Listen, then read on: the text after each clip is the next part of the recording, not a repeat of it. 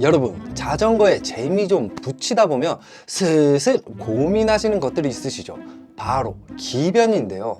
특히 강변을 달리다 보면 슝 하고 지나가는 자전거나 쫙 빼있고 바람을 가르며 달리는 라이더들을 보면 와, 나도 이제 급 좀 올려볼까 싶은 고민에 빠지죠. 그러면서 자연스럽게 기변 뽕이 슬슬 오기 시작하는데요. 문제는 이 자전거 가격이 호락호락하지 않다는 건데요. 입문할 때도 큰맘 먹고 60만 원 주고 입문했는데 여기서 한 단계 올라가려니까 200~300만 원대는 좋게 줘야 되더라고요. 이번 영상에서는 9년 동안 제가 입문해서 최상급까지 별의 별 자전거들 다 바꿔가면서 느꼈던 제 경험을 바탕으로 여러분들이 운동하는 재미에만 집중할 수 있게 기변할 때 알아두면 좋은 정보들을 정리해서 알려드릴게요. 먼저 로드 자전거를 기준으로 가장 정보가 필요했던 입문 자전거에서 카본으로 넘어갈 때를 첫 번째, 그리고 카본에서 구동계 업그라고 전동 구동계로 넘어갈 때를 두 번째로 말씀드려보고요. 마지막으로는 싹 다 중급에서 최상급으로 넘어갈 때 알아두면 좋은 정보들에 대해서 알려드릴게요. 로드 자전거 기변의 첫 스텝은 입문용에서 카본으로 전환이라고 할 수 있는데요. 이는 보통 입문용 자전거의 프레임인 알루미늄 자전거에서 카본 프레임과 시마노 105 구동계로 넘어갈 때를 말하는데요. 아니 솔직히 우리 오르막 오를 때 좀 더 편하게 오르려고 다이어트 한 번쯤은 고민해 보셨잖아요. 알루에서 카본으로 넘어가게 되면 자전거 무게가 보통 11에서 12kg대에서 8에서 9kg대로 확 낮아지거든요. 그러니까 기변한 맛을 가장 확실하게 느낄 수 있어요. 또한 기어도 16단에서 이제 22단으로 확 늘어나니까 기어 변속의 여유도 확실하게 체감되죠. 사람들이 고작 그 몇 킬로그램 때문에 수백 쓴다고? 미친 거 아니야? 라고 하실 수 있는데 고작 2~3kg이지만 총 자전거 무게로 보면 20~30%나 경량이 된 거니까 오르막에서 확실하게 차이가 느껴지죠. 여기에 기어도 여유 있어지면 오르막 오를 때 훨씬 쉽고 편해지는데요. 저 같은 경우도 보통의 사람들처럼 처음 자전거를 시작할 때 GT사라는 브랜드의 입문용 67만 원짜리 자전거를 구입해서 사용하다가 스위프트 어택 G2라는 모델로 기변을 하게 됐었죠. 이때 알루미늄 프레임에서 풀카본 프레임, 그리고 시마노 클라리스 등급에서 105 구동계로 넘어갔는데 처음 카본 프레임의 자전거를 탔을 때 그 가벼움과 승차감을 아직도 잊을 수가 없어요. 매일 가던 동네 뒷산도 확실하게 가볍게 올라가게 되니까 이제는 오르막을 찾아다니기까지 했는데요. 이때 느낀 게 가벼운 게 장땡이구나 라는 걸 체감하게 되죠. 사실 여기까지만 기변해도 절대 부족함이 없는 게 사실인데요. 그런데 뭔가 이거 하나 정도는 바꿔줘야 제대로 기변했다, 그리고 카본 맛 좀 봤다 하는 게 있는데요. 바로 카본 휠이에요. 개인적으로 카본 프레임만큼이나 성능적으로 체감이 되었던 게 바로 카본 휠인데요. 저 때는 림브레이크 시절이라 이 카본 휠이 안전성의 문제로 많이들 호불호가 갈렸는데 이제는 디스크 브레이크로 바뀌게 되면서 카본 휠은 선택보다는 필수로 바꿔줘야 할 1등 공신이라고 생각해서 추천드려요. 이 카본 휠이라는 게 무게도 무게지만 이 승차감이 장난이 아니에요. 요거 한번 써보면 절대 멈출 수가 없는데요. 자동차로 치면 약간 SUV 타다가 세단 타는 느낌으로 체감이 확 오니까 꼭 한번 바꿔보세요. 참고로 중급 로드 자전거의 기준이 카본 프레임과 105등급 기어로 구성된 가성비 제품에 대한 정보는 고정 댓글에 정리해뒀으니까요. 필요하신 분들은 꼭 확인해 보시고요. 여기까지는 로드 자전거 타신다면 꼭 한번 바꿔보시라고 말씀드리지만 지금부터 제가 알려드리는 건 꼭 무조건 바꿔보세요 보다는 한 번쯤은 경험을 느껴보시라고 추천 아이템들에 대해서 알아볼게요. 두 번째는 울테그라 등급과 전동 방식의 구동계인데요. 여러분 아직도 자전거 바꿀 때 조선시대 쓰던 그 와이어 땡겨서 기어 바꾸는 그런 게 다라고 생각하시나요?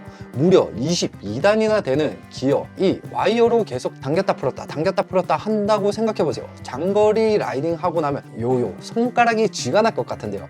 자동차로 요즘은 전기로만 달리는 시대, 요즘은 전동으로 바꿀 수 있는데요. 저 같은 경우는 이거 써보기 전에는 솔직히 흔한 사치품이라고 생각했어요.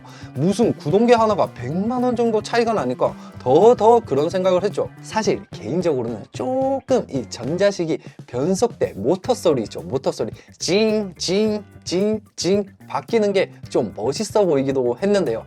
그러던 중 우연찮게 요 울테그라 DI2 그룹셋이 세일을 해서 저도 105 등급 기계식에서 울테그라 DI2로 바꾸게 되었어요.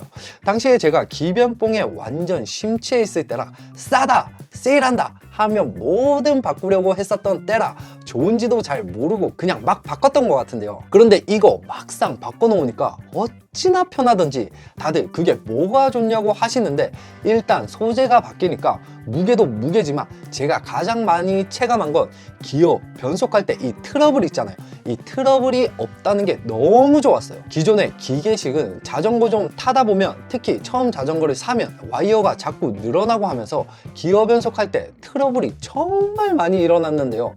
어느 정도 타다 보면 자리 잡는다고 하지만 이럴 때마다 샵에 찾아간다는 게 여간 귀찮은 게 아니더라고요. 무엇보다 라이딩하는데 뒷트레일러에서 드륵 심할 때는 변속도 안 돼서 체인이 빠져버려서 진짜 화딱지가 아주 그냥. 아무튼 이런 스트레스 DI2로 바꾸게 되면 확실하게 줄어드니까 저는 너무 좋더라고요. 무엇보다 기어 바꿀 때마다 들려오는 징징징징 요거 이게 저는 그렇게 좋았어요. 이제 마지막 세 번째, 최상급 로드 자전거 기변에 대한 내용만 남았네요. 사실 돈 좀 있다면 그냥 로드 자전거 시작부터 최상급 자전거로 사시는 게 그나마 돈을 덜 쓰는 가장 확실한 지름길이죠. 근데 이 최상급이라는 게 결코 쉽게 한 방에 가기가 어려운 게 사실이에요. 이유는 바로 가격 때문인데요. 제가 2019년인가 그때 트랙 마돈 최상위 버전을 구입할 때가 1,300만 원대였던 것 같은데, 그때도 주변에서 야 미친놈아 이런 소리를 많이 들었어요. 지금은 똑같이 최상위 버전을 보니 한 2,340만 원인가 그런 것 같아요. 거의 약 2배 정도 올랐죠. 경차 한 대 값은 확실히 넘겨주니까 이거 쉽게 선택하기가 절대 쉽지 않은 게 사실이죠. 여기에 더 큰 문제는 중고로 만약 팔게 되잖아요. 감가상각도 심하게 나니 한 번 결정하면 평생 죽어라 타줘도 뽕 뽑기가 쉽지 않은데요. 사실 요즘 나오는 자전거들이 대대손손 타도 괜찮을 만큼 오래도록 탈 수 있는 건 큰 메리트지만 여러분들은 어떻게 생각하시나요? 아무튼 이 최상급으로 바꾸게 되면 뭐가 좋을까요? 일단 무조건 가벼워집니다. 프레임도 각 브랜드에서 가장 가벼운 최고 등급으로 바뀌게 되고, 구동계도 듀라에이스, 레드 이탭, 슈퍼 레코드와 같이 최고로 가볍고 최고로 변속도 견고하게 바뀌게 되니까 가볍고 변속도 엄청 부드러워져요. 그리고 외관에서도 이제 거슬리는 건 전부 다 싹 다 사라집니다. 와이어부터 시작해서 공기 저항을 받는 것들은 싹 다 사라지죠. 그러면서 점점 더 에어로틱해지는 게 특징인데요. 이때 완차 무게들이 5에서 6kg대가 일반적이니까 입문 자전거와 비교하면 무려 50% 이상 가벼워지는 거죠. 그러니까 오르막 오를 때 얼마나 편하겠어요. 생각해보세요. 오르막 오르는데 생수병 5리터를 짊어지고 오를 때랑 그냥 다 버리고 맨손으로 오를 때랑 상상만 해도 끔찍합니다.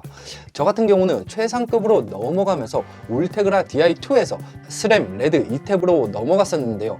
이 스램이 무선 전동 방식이다 보니까 더 가벼워지고 배터리만 분리해서 충전할 수 있으니 편리한 점과 보조 배터리를 스페어로 챙겨 다닐 수 있으니 라이딩 때 배터리 없어 끌고 갈까 걱정을 덜 수 있으니 심적으로 좋더라고요. 오늘 영상에서는 입문 단계에서 중급으로 넘어갈 때 알아두면 좋은 부분들과 중급에서 흔히들 고민하는 것들, 마지막으로는 최상급 자전거로 가면 어떤 게 좋은지 정리해보았는데요. 많은 분들이 궁금해하시는 부분들을 모아서 개인적인 경험을 빗대어 전달해 봤는데요. 첫 번째 알려드린 내용을 참고하시면 어설픈 기변으로 2번 돈 쓰지 않아서 좋고, 두 번째로 알려드린 방법을 참고하시면 조금 더 내 퍼포먼스를 키울 수 있으니 좋은 것 같아요.